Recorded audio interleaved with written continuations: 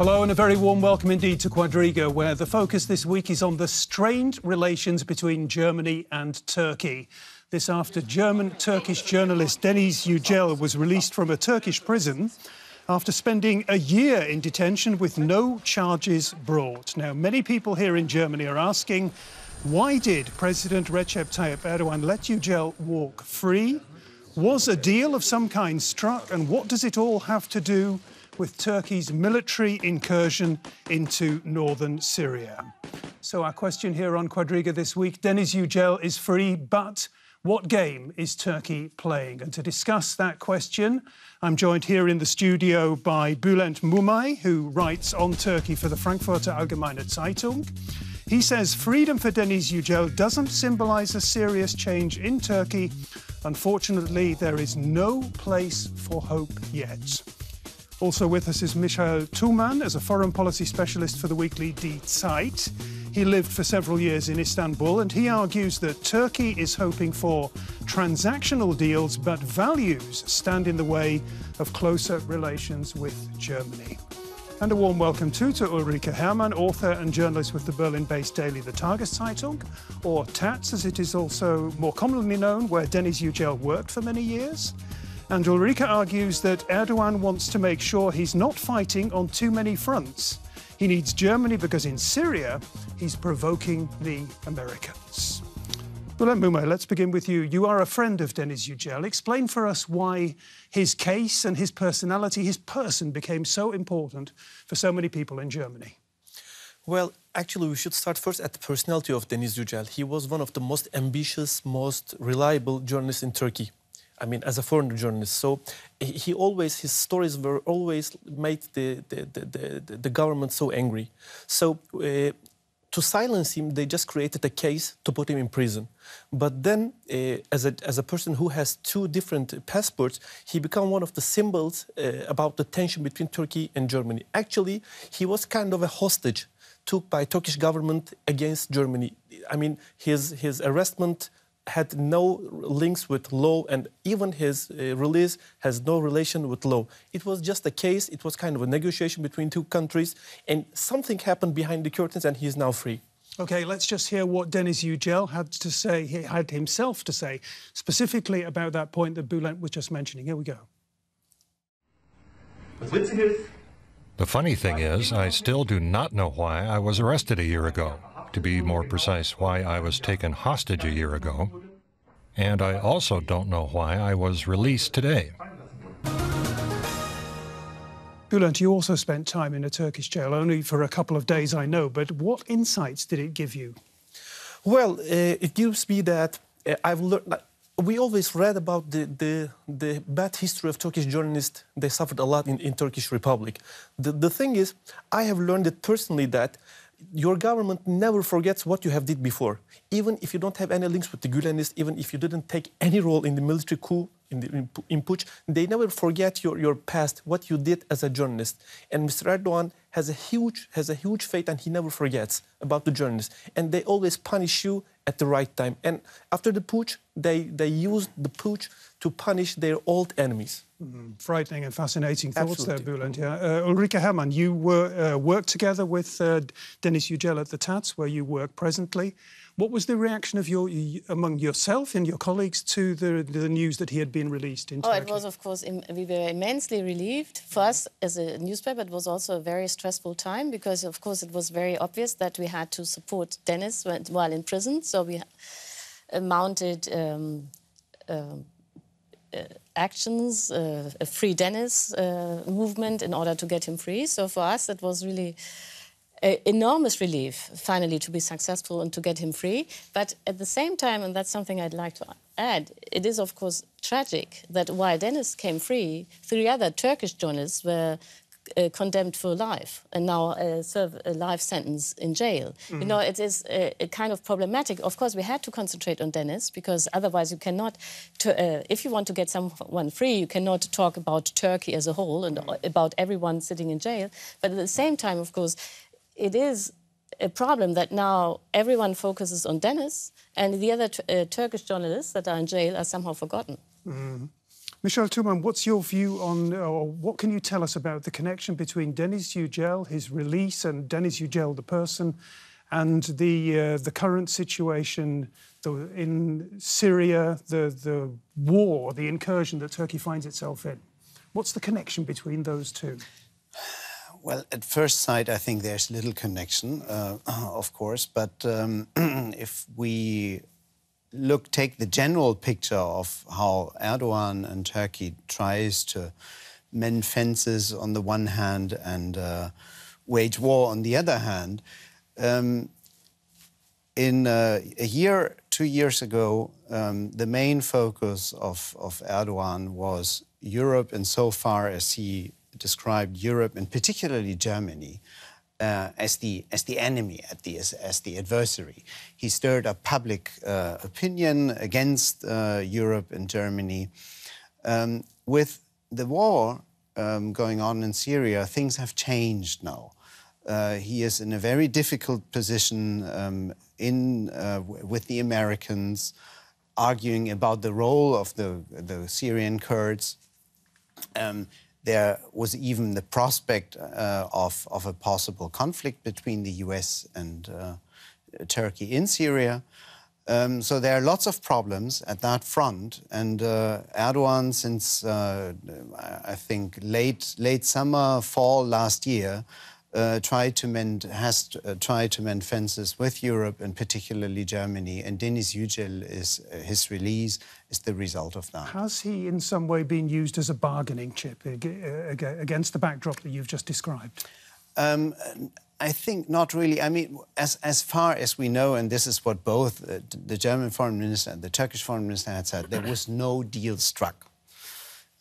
We don't know more than this because both foreign ministries and governments don't talk about that. If we look at a longer prospect, if he was a bargaining chip for anything, he is part of this normalization process which Turkey would like to see happening on the one hand, and of course what the Europeans might return, and here I think we need to focus especially, for example, on things like the modernization of the EU-Turkey customs union, which is something where there's a lot of money in for Turkey, and which could also really come as a relief to many other financial challenges and political challenges Turkey has. Mm-hmm. Bülent, what do you say about this question? It's been much discussed here in Germany about whether Deniz Yücel has been used as a bargaining chip, what Turkey wants for his release. The German foreign minister says that no deal has been struck, and I'm wondering whether he's telling the whole truth. Well, the first thing I'd like to mention is I'm very jealous. I mean, because a whole country, and the whole ministers, the whole Regierung tried to... The government. The government, they tried to, rescue a journalist from a country. It's something that we have never witnessed in our country. In the contrary, our country is trying to put much more journalists in jail. So it's really the thing that we need to admire first. But the thing is, there's still a huge hypocrisy in the German government. Like 1 year ago, Mr. Gabriel told to the press that Turkish government is getting away from being a democratic and a rule of law country. He said it in May 2017. And after Deniz has been released, the same minister, Mr. Gabriel, told to the press that Turkish government is always careful about freedom of the judgment system from the government. So it's really unbelievable. And the details that we have learned about Deniz's release, it shows us that there was a huge negotiation, and both governments, they knew that Deniz will be released. The government had sent a private plane 2 or 3 days before Deniz has been released. They arranged the plane. We learned from DPA yesterday. And we know that Mr. Binali Yildirim, the Turkish Prime Minister, when he came to Berlin, before he met Frau Merkel, he told that, I hope that Deniz will be so happy when he got released. And 1 day later, the prosecutor, they prepared the indictment, and 1 day later, he's released. And 2 days later, the Turkish Prime Minister in Munich, in the security conference, he told that we are ready to produce a common tank together with Germany. So unfortunately, these small details shows that Deniz wasn't, and Deniz's release, we're so happy about it, really very happy about it. Ulrike, you are nodding. Just briefly on the tank issue, I think we are still quite far from that, because the commonly produced tank is basically Turkey wants this Turkish tank, and so they can provide some things to that. But the main technologically advanced parts would come from Rheinmetall. I think we are still very far from that kind of an agreement because at the moment it's politically you can't implement, you can't explain that in Germany, particularly while that campaign is open. It's a question of the future. But I think what you've just said shows is that it was purely political. The whole process to put him, to arrest him, to release him. It was all political dealings, but it all happens in the framework of what the Turkish government wants at the moment, normalization. And Gabriel, I think he played that game with the Turkish government by saying, quote unquote, independent judicial system of Turkey.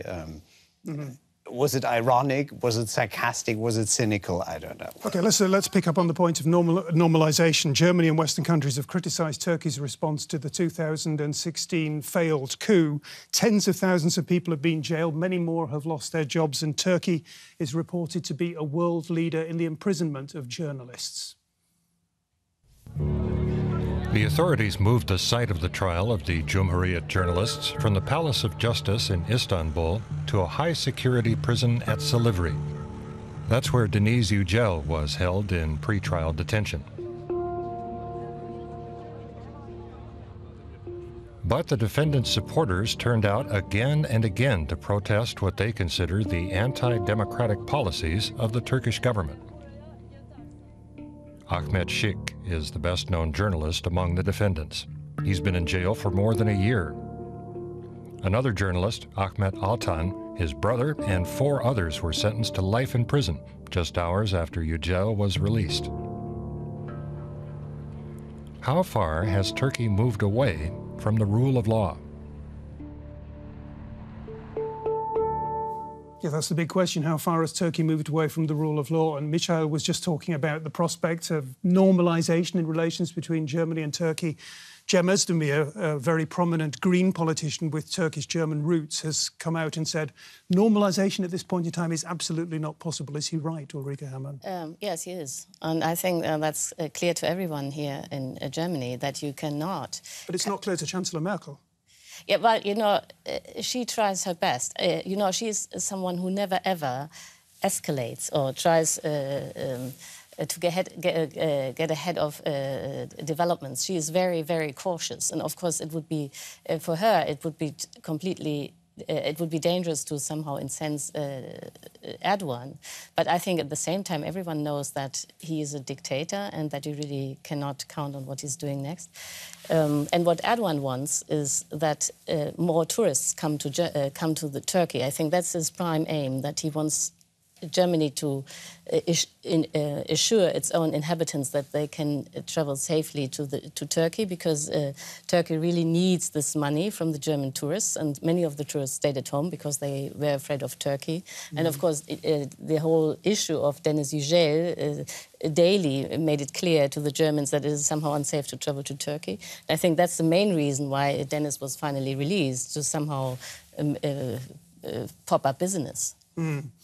Bülent Mumay, we've seen meetings between Angela Merkel and the Turkish Prime Minister. We've seen meetings between the 2 foreign ministers. They engaged in a tea ceremony, effectively, together. That sounds like normalisation to me. Well, it sounds. I mean, that's what the politicians do. I mean, the thing is, we as journalists, we need to tell the realities. I mean, of course, I would never ask or wait that my country would have huge problems with Germany. Of course, these 2 countries should work together. They have long ties in history. I mean, like more than 3 or 4 million people living in Germany, Turkish origin people. That's quite good. The relations should be good. But the thing is, we shouldn't get used to the politicians' hypocrisy. We should always force them to confess, to talk about the realities. I mean, when Deniz is free, we shouldn't think that everything is okay, everything got normalized between 2 countries, and we shouldn't tell the sins of the Turkish government what they're still doing. Shall we keep silence? No, we should still continue criticizing them. But what's really happening nowadays, especially in the German government, is they stopped criticizing what's really going on in the country. Like there were a picture took by DPA, an Anatolian agency, which shows that a tank produced by Germany was used in Syria. And they showed that picture to the press guy of the German government, and he said that we don't have any information if these Leopard tanks are being used in Syria or not. But there are still pictures. Even there is the reality. They're trying not to talk about it. But that's really the nasty face of the politics. And when you talk about realities, just tell our audience a little bit about what the situation is like for you on the ground in Turkey, because you are a fiercely critical journalist criticising the Turkish government and living in Turkey. What's that like? Well, it's not easy. Actually, when you are sitting at your desk and try to type your article, you always think that after a couple of days, and when your column is being translated and published in Germany, they can knock your door in the middle of the night. That can happen. You don't feel yourself free to write everything. But the thing is, someone should do that. I mean, even my very close friends are in jail now, and we should do something for them. They're not outside and they can't write. We should do the realities. On the ground, the problem is they silenced the whole community. I mean, they always think that we put that journalist in the jail and, okay, nobody will be able to criticize us.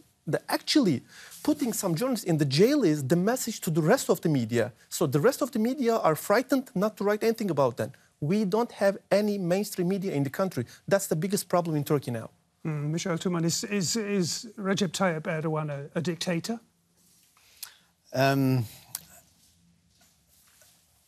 If we talk about dictatorship, we talk about a concept of the 20th century, I think. I think what he is doing is he's establishing a strongly authoritarian system with some democratic decoration. So he insists on he's having elections, but by having elections, he makes sure that he's going to win these elections entirely. You still have, so every time you say dictatorship, then somebody comes along and says, well, but there are newspapers which are still reporting more or less freely. But of course, these newspapers are insignificant. So that is basically what we today call a hybrid authoritarian system. That's what we have. So, and that leads me to that point where we were just talking about the normalization question. I think this is the reason why there can't be any normalization, because what we have in Turkey is the total absence of the rule of law. Germany is a state with the rule of law, and that is why these two states are to a certain degree incompatible. And this is the reason why I think in the future we'll have lots of problems, precisely because of that, because Turkey is asking for the extradition of Turks living in Germany. Germany won't do it, all these kinds of things. So we will run into numerous problems because of that mismatch of the two systems. Mm-hmm. Well, we've mentioned already that President Erdogan has ordered a military offensive in northern Syria. It's getting a lot of backing back home in Turkey, a lot of international criticism. Here are some images of what's going on. Turkish President Recep Tayyip Erdogan portrays himself as an uncompromising defender of national unity, and he will do whatever it takes to block Kurdish demands for more autonomy. Erdogan has also vowed to crush terrorist groups that he claims threaten Turkey's sovereignty. Turkish troops continue their offensive against a Syrian Kurdish rebel group called the YPG. But the U.S. considers the YPG a key ally in the fight against what's left of the Islamic State organization. The alliances among the states involved in the Syrian conflict are constantly shifting. Is Erdogan leading Turkey into international isolation? Well, let's pick up immediately on that question, Ulrike. Is President Erdogan leading Turkey into international isolation? Well, he is leading Turkey into a confrontation with the US, but at the same time he counts on Russia. That's very obvious, that he now is somehow, that he thinks that his biggest ally is Putin. But at the same time, of course, Turkey is the weaker part. Putin is the one who says what is happening, and Turkey has somehow to obey. But that's, at this point, I think, the best option Erdogan thinks he has, because he wanted to have a war in order to somehow have good news for his own domestic base, because at home they have big economic problems and the economy is collapsing. There's a high unemployment. So he needed to somehow put himself into the role of a big war hero. So that was all it was about. Michel Thumann, well, how is Turkey's status as a NATO member affected by the crackdown at home and the military incursion abroad? NATO is a values-based alliance. It's a values-based alliance. That is what basically the wisdom of the past 10 years or so. If we look further back into history, of course, we had examples like Portugal under Salazar, or we had Greece and Turkey, for that matter, during the coup times, 1960, 70, 80. So that is, NATO has always been an alliance of members with some doubtable credentials in that matter.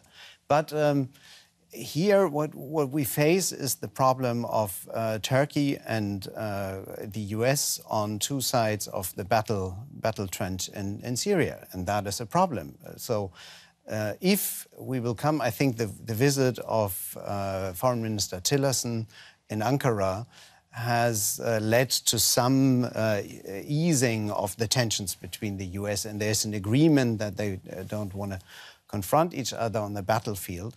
But I don't know for how long that lasts, and it all depends on how far and where Erdogan will turn his troops to. So if he goes in the direction of Manbij, a town in northern Syria, Kurdish-controlled, with US soldiers, I think we'll definitely see a confrontation, because the so-called adults in the room in Washington, the ministers of President Trump, they are not willing to concede this kind of control, because it's the last stronghold of the US in Syria. So that might then have effects, after all, it might have effects, after all, also on NATO. But we are not there yet. I think he will never risk it, because Erdogan knows that Trump has no personal interest in Syria and that he will not engage in Syria. But of course, if Erdogan attacked US soldiers, then Trump, being a macho just as Erdogan, would no longer tolerate that. And, and I think that's something Erdogan really understands. I think he knows what Trump is like, because he is like Trump himself. Yeah. So he would never, ever attack US soldiers. I think you're right. But mind you, Erdogan did that mistake with Russia once. He shot down a Russian aircraft and turned into a crisis. He's stupid enough, I have no trust in this man and his realpolitik. But let's see. Well, everything is based on the elections in November in 2019. I was going to ask the presidential elections at the end of 2019. This is the next big stepping stone. The reason that our government and our army says that the Kurdish guerrillas, they are linked to PKK and their terrorist organizations, so we need to demolish them. That's kind of an understandable reason for Turkish government. But the question is, recently, for a couple of years, this area is in power of these Kurdish guys. Why today? Why the Turkish troops today started a war there? Yeah. And it's all about the elections in 2019. And all polls show that before the operation against Afrin, before that, before Christmas, we all saw that the polls showed that his votes were around 40, and they were less than the last referendum. Yeah, because of the economic crisis. Absolutely. Economic crisis, international problems, they all create really unhappiness in the country. And he needs a nationalist victory to be able to be like the emperor of Afrin. We know that today there was kind of a story in a Turkish newspaper. A columnist wrote that if he cannot win the first round in 2019, between two elections, he can open the third conflict zone in Syria to be able to win it. So he can do anything to win that election, because it's kind of a race for him. He will be able to stay or not in 2019. It's very important for him. OK, we began with you, Bülent. There's one question I'd like to go off, and it's sort of a little bit of a tangent, and just ask you, we've talked in the discussion about how dependent Turkey is on Germany. Turkey is perhaps on NATO membership. How dependent is Germany on Turkey? There are hostages there. Turkey's a big NATO partner. And of course, the refugee problem. And the refugee problem. Refugee problem is number one. A huge Turkish population here in Germany. And as you know, that's right. But the poll that had been published by Bild last week, it shows that the fear in this country is getting bigger and bigger about the refugees, and that helps AfD in this country. So anything happening in the country changes or influence what's really going on in Germany too. Okay, thank you very much for those thoughts. Thank you all three for being here. We've been discussing Turkey. Deniz Yücel is free. What game is Turkey playing was the question we asked. I hope we've given you plenty of food for thought. Come back next week. Bye-bye and tschüss.